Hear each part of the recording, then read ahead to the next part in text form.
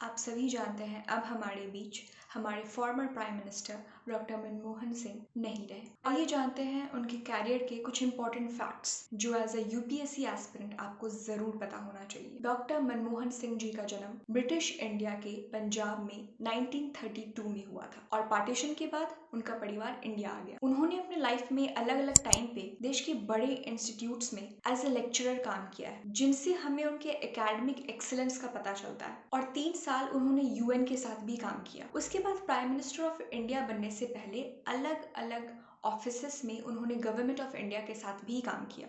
1982 से 1985 तक वो आरबीआई के गवर्नर भी रहे। नरसिम्हा राव गवर्नमेंट के अंदर वो फाइनेंस मिनिस्टर भी रहे और उन्होंने इंडियन इकोनॉमिक पॉलिसी में मेजर चेंजेस लाए। इंडियन इकोनॉमी को लिबरलाइज किया और लाइसेंस राज या परमिट राज को खत्म किया। उनकी पॉलिटिकल कैरियर की एक इंटरेस्टिंग बात यह है कि 1991 से 2024 तक वो मेंबर ऑफ पार्लियामेंट रहे हैं, but he was never elected to the Lok Sabha और हर बार वो राज्यसभा के एमपी रहे हैं, पहले आसाम से और फिर राजस्थान से। 2004 से 2014 तक वो देश के प्राइम मिनिस्टर रहे और उनकी सरकार ने कुछ बेहतरीन कानून लाए, जैसे कि 2005 में एमजी नरेगा, 2005 में ही RTI act, national rural health mission लाया गया, 2013 में नेशनल फूड सिक्योरिटी एक्ट भी लाया गया और उन्हीं की सरकार ने यूएस के साथ न्यूक्लियर डील भी साइन किया। इस डील को आप यूएस इंडिया के स्ट्रैटेजिक पार्टनरशिप का फाउंडेशन भी कह सकते हैं।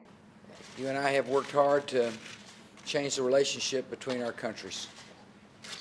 India is a great country with an incredibly bright future, and it's in the U.S. interests to have a good, strong strategic relationship with India.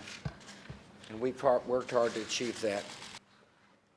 इसी deal के बाद US ने इंडिया के लिए एनएसजी ग्रुप में वेवर भी secure किया, जिससे कि भारत सिविलियन न्यूक्लियर ट्रेड आसानी से कर सके। उन्हीं की सरकार के अंडर भारत ने 8 to 9% एनुअल जीडीपी ग्रोथ का टारगेट अचीव किया और दुनिया में भारत को second fastest growing major economy भी बनाया।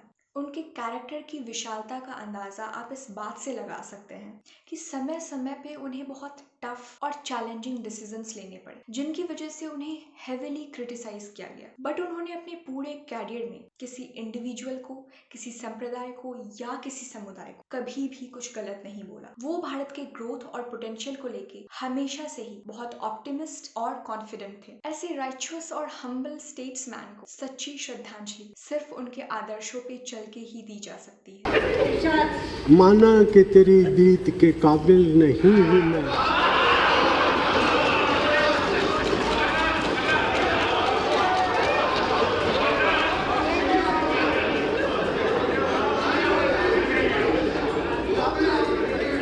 माना कि तेरी दीद के काबिल नहीं हूँ मैं, तू मेरा शौक तो देख, मेरा इंतजार देख।